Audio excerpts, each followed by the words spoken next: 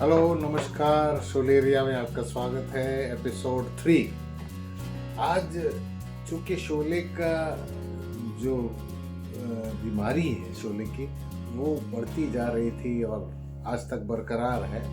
उसमें एक बहुत ही मुख्य किरदार है जिसका नाम है गब्बर सिंह। और गब्बर सिंह की पहली चॉइस अमजद खान नहीं थे, ये सबको पता है करीब करीब अभी तक। वो डैनी डोंगोंगपा थे जो जिन्होंने गब्बर का रोल प्ले करने के लिए चूज़ किया गया था जिनको। तो हुआ ये कि थोड़ा सा डिले हो गया शोले का शूट। तो उस समय उनको ऑफर आया धर्मात्मा का फिरोज़ खान साहब के, और उसके लिए उनको अफ़गानिस्तान जाना था कि अगर मान लीजिए मुंबई में होता वो शूट तो दोनों फिल्में एडजस्ट कर सकते थे, 2 शिफ्ट कर सकते थे। लेकिन चूँकि वो अफ़गानिस्तान था, आउटडोर शूट था, इसलिए उनको जाना था। और उन्होंने चूज़ किया सोच के कि वो बड़ी फिल्म हो सकती है, बेहतर फिल्म हो सकती है, इसलिए डैनी डोंगोंगपा धर्मात्मा शूट करने अफ़गानिस्तान चले गए।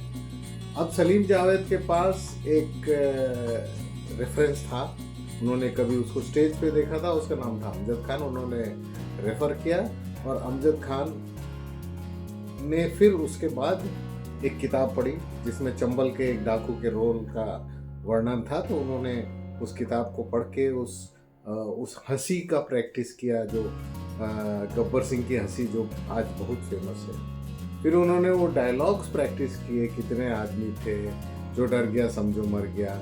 हाँ, इस तरह के डायलॉग्स उन्होंने अंदर ही अंदर प्रैक्टिस करके पूरी जतन के साथ गब्बर सिंह का रोल प्ले किया। और इस कदर प्ले किया कि जहाँ शूट होता था वहाँ जब वो हंसते थे तो खौफ होता था वहाँ पे उनका।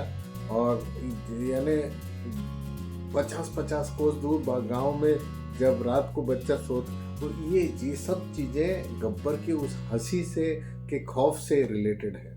तो गब्बर सिंह जो अमजद खान ने जिसको चरितार्थ किया, वो बेहद ही जेंटल से इंसान थे, बिल्कुल गब्बर के विपरीत। और पूरी लाइमलाइट जबकि ठाकुर, जय और वीरू पे थी, सबसे अनलाइकली हीरो निकला उस पिक्चर का गब्बर सिंह, जिससे सबसे कम उम्मीद थी।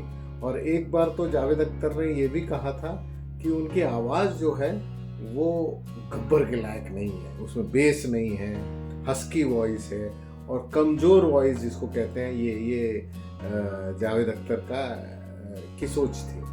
तो इस तरह से गब्बर सिंह जो हिस्टोरिक कैरेक्टर बन गया और बेहतरीन एक्टिंग की अमजद खान ने, आज उनको कोई भी टॉप 3 विलन्स पिक्चरें ले लेंगे आप इंडिया में तो गब्बर का नाम आएगा ही आएगा, ये तय बात है। और इसके एक एक डायलॉग हम लोग जब दूसरी, तीसरी, चौथी, 5वीं बार जब शोले देखने जाते थे सिनेमा हॉल में, तो उनके डायलॉग सबसे ज़्यादा याद किए जाते थे। हाँ, और रिपीट वैल्यू उनकी इतनी ज़्यादा थी कि याद रहते थे गब्बर के डायलॉग क्या है। हाँ, तेरा क्या होगा कालिया, ये सब चीज़ें गब्बर को चरितार्थ करती है। तो शोलेरिया में आज हम गब्बर सिंह के बारे में बात कर रहे थे। इंतज़ार करिए कल तक शोलेरिया के एपिसोड नंबर 4 के लिए। धन्यवाद।